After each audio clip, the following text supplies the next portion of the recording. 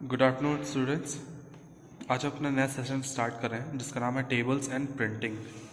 ठीक है, इस चैप्टर में हम देखेंगे कि वर्ड प्रोसेसर में हम टेबल्स का यूज़ कब करते हैं और उन्हें प्रिंट किस तरह से हम करते हैं, किस फॉर्मेट में करते हैं।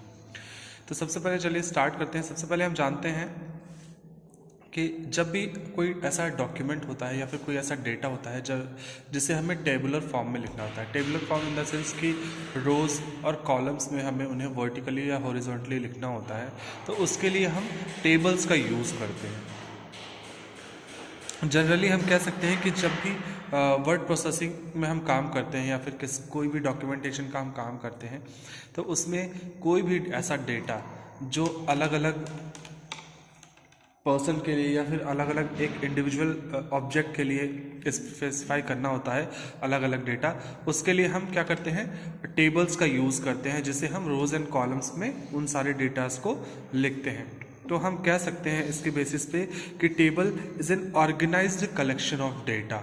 ठीक है, ऑर्गेनाइज्ड कलेक्शन ऑफ डेटा का मतलब हो गया कि अगर हम एक ऑब्जेक्ट ले रहे हैं, ठीक है, तो उसके बारे में उस कॉलम में या उस रो में हम उसी ऑब्जेक्ट के बारे में पूरी की पूरी इंफॉर्मेशन, पूरा का पूरा डेटा हम सिर्फ एक उस स्पेसिफाइड ऑब्जेक्ट के बारे में ही देंगे। इसलिए हम इसे कहते हैं कि table is an organised collection of data in the form of column and rows. ठीक है, यहाँ पर देखिए आपका दिया हुआ है, a table is an arrangement of text in the form of column and rows. इसमें इसका क्या मतलब है कि टेबल क्या होता है, टेक्स्ट का अरेंजमेंट होता है। सिर्फ टेक्स्ट नहीं यहाँ कहेंगे, यहाँ कहेंगे पूरा का पूरा जो डेटा आपका होता है, जो भी डेटा आपका होता है उसका एक अरेंजमेंट होता है, उसका एक ऑर्गेनाइज्ड कलेक्शन होता है आपका टेबल, जो कि रोज एंड कॉलम्स में होता है।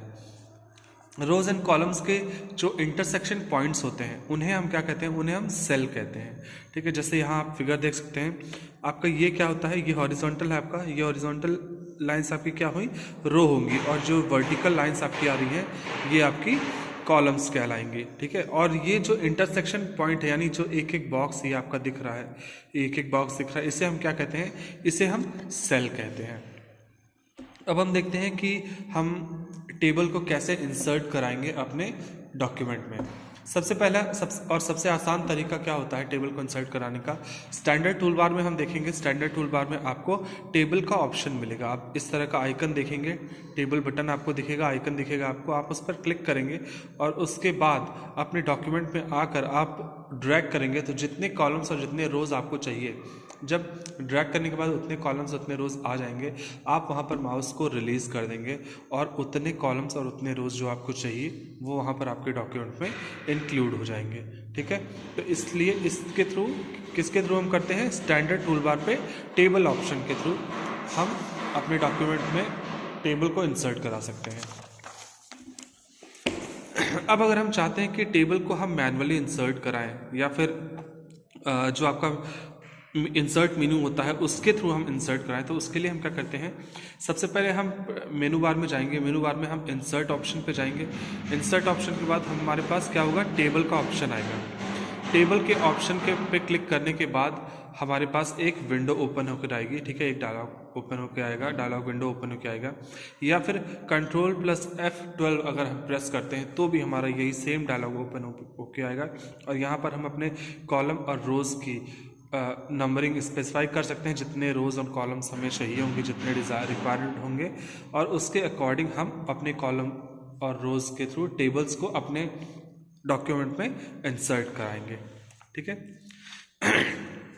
नेक्स्ट है आपका मूविंग इन अ टेबल, यानी कि आप टेबल के में कैसे मूव करेंगे, यानी एक सेल से दूसरे सेल में आप किस तरह से जाएंगे वो हम देखते हैं। जैसे यहाँ पर देखिए लिखा है move one cell to the right, यानी कि जब भी आपको एक सेल से दूसरे सेल में जाना होगा राइट साइड में, तो आप क्या प्रेस करेंगे, टैब प्रेस करेंगे।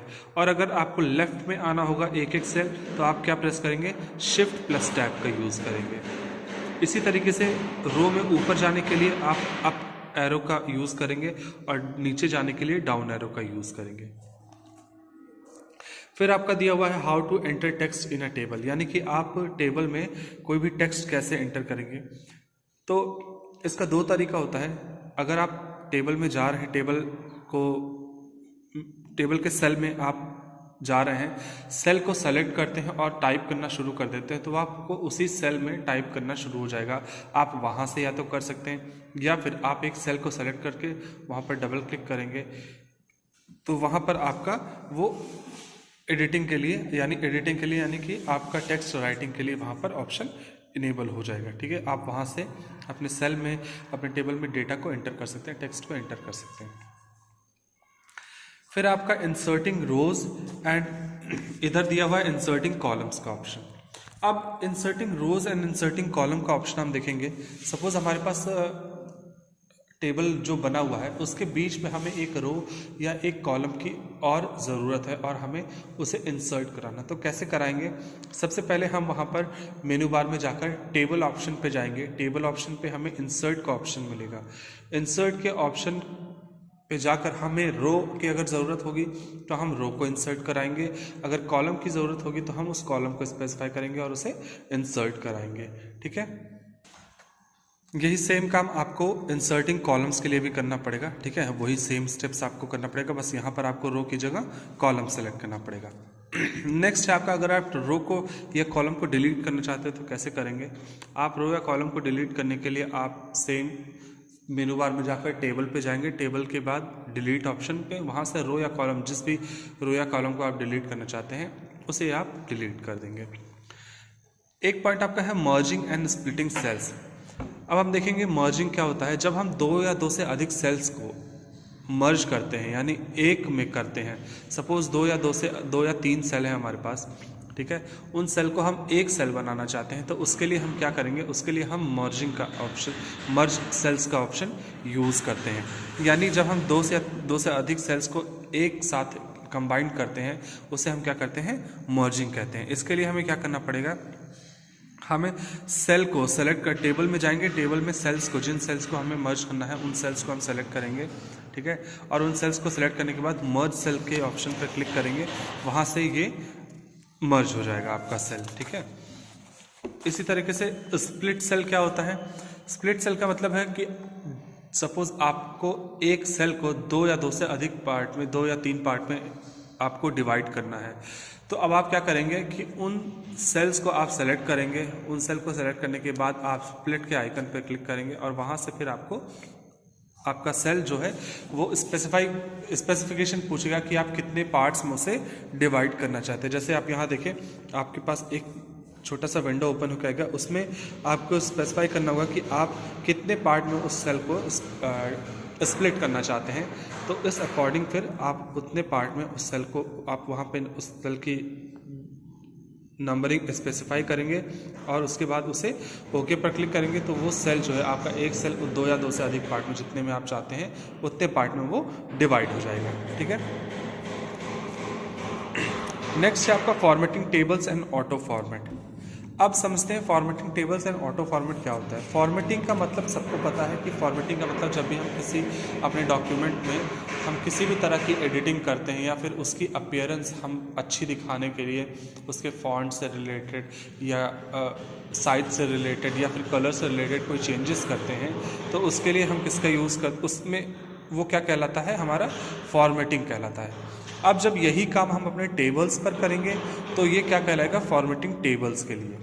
ठीक है, तो अब जैसे यहाँ पर दिया हुआ है फॉर्मेटिंग अ टेबल्स लेआउट, यानी कि अगर आप चाहते हैं कि आपने जो टेबल इंसर्ट कराया है अपने डॉक्यूमेंट में, आप उस पर कुछ फॉर्मेटिंग करना चाहते हैं या उसका कुछ बैकग्राउंड सेट करना चाहते हैं, डिफरेंट कलर में देना चाहते हैं या उसकी फॉन्ट साइज अलग रखना चाहते हैं, तो इन सब के लिए हम क्या करेंगे? फॉर्मेटिंग टेबल का यूज़ करेंगे। ठीक है, हम इन सब को चेंजेस करने के लिए टेबल की प्रॉपर्टीज़ का यूज़ करेंगे। अब ये ऑप्शन हमें कहाँ मिलेगा? सबसे पहले हम मेनू बार में जाएंगे, मेनू बार में हम देखेंगे टेबल ऑप्शन पे, टेबल ऑप्शन पे क्लिक करेंगे तो सबसे लास्ट में आपको दिखेगा टेबल प्रॉपर्टीज़ का ऑप्शन। ठीक है, टेबल प्रॉपर्टीज़ पे जाते ही आपको वहाँ पर आपको टेबल की प्रॉपर्टीज़ दिखेगी। उस टेबल को, जिस टेबल को आपने सेलेक्ट किया हुआ है, उस टेबल पे आप फिर अपने अकॉर्डिंग वहाँ पर आप बॉर्डर, जैसे यहाँ देखिए, आप अपने अकॉर्डिंग वहाँ पर कलर सेट कर सकते हैं, उसके डिज़ाइन सेट कर सकते हैं, या फिर कितनी थिकनेस होनी चाहिए, स्टाइल कैसा होना चाहिए, स्पेस कितना होना चाहिए। ठीक है, ये सारी चीज़ें आप वहाँ से सेलेक्ट कर सकते हैं। उसका कलर कैसा होना चाहिए, आप ये सारी चीज़ें सेलेक्ट कर सकते हैं। जैसे आप देख सकते हैं यहाँ पर एक एग्जांपल दिया हुआ है, एक टेबल बना हुआ है, टेबल के अंदर डेटा लिखा हुआ है, ऊपर जो आपका स्पेसिफिकेशन दिया गया है जैसे कि name, designation, address and grade दिया हुआ है, ठीक है। ये देख रहे हैं आप, हाईलाइटेड किया हुआ है, ये डार्क कलर में लिखा हुआ, बोल्ड लिखा हुआ है। और साथ ही साथ आपका जो टेबल का बैकग्राउंड है, यानी कि टेबल का जो कलर है वो डिफरेंट है आपके बाकी पेजेस के अकॉर्डिंग, ठीक है। आपका बाकी पेजेस वाइट में है बट ये आपका डिफरेंट में है। इस वजह से आप क्या करते हैं, आप इसी तरीके से अपने टेबल की फॉर्मेटिंग कर सकते हैं खुद से।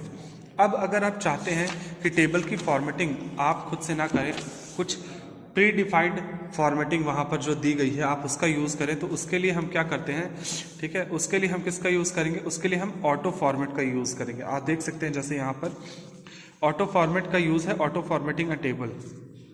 ऑटो फॉर्मेटिंग में पहले से कुछ चीज़ें दी हुई, पहले से कुछ आपको फॉर्मेट्स दिए गए होंगे टेबल्स के, आप उन टेबल्स को सेलेक्ट करके अपने डॉक्यूमेंट में इंक्लूड कर सकते हैं और उन्हीं को एडिट करके अपना डेटा वहाँ पर एंटर करा सकते हैं, ठीक है। आप देख सकते हैं यहाँ पर इस तरह से आपको एक प्री डिफाइंड फॉर्मेट मिलेगा इसी तरीके से, या फिर कोई और भी अलग आपको यहाँ पर देखें अलग अलग तरह के फॉर्मेट आपको मिलेंगे। आप उन फॉर्मेट्स को यूज़ करके उन्हें एडिट करके अपना डॉक्यूमेंट या फिर अपना डेटा वहाँ पर एंटर कर सकते हैं, ठीक है। एक टॉपिक यहाँ पर दिया गया है फॉर्मेटिंग इंडिविजुअल सेल कंटेंट्स का, यानी कि आप चाहें तो आप टेबल्स में एक एक सेल को, यानी कि जैसे आप चाहें तो आप यहाँ पर एक एक सेल को भी इंडिविजुअली आप उन पे फॉर्मेटिंग कर सकते हैं, उनका कलर चेंज कर सकते हैं, उनका बैकग्राउंड चेंज कर सकते हैं, उनकी साइज़ हो गया, फॉन्ट हो गया, ये सारी चीज़ें आप वहाँ पर चेंज कर सकते हैं। तो यानी कि आप ये फॉर्मेटिंग चाहें तो पूरे टेबल पे भी कर सकते हैं या फिर एक इंडिविजुअल सेल्स पर भी कर सकते हैं, जैसा कि आपको वहाँ पर रिक्वायरमेंट होगी, ठीक है।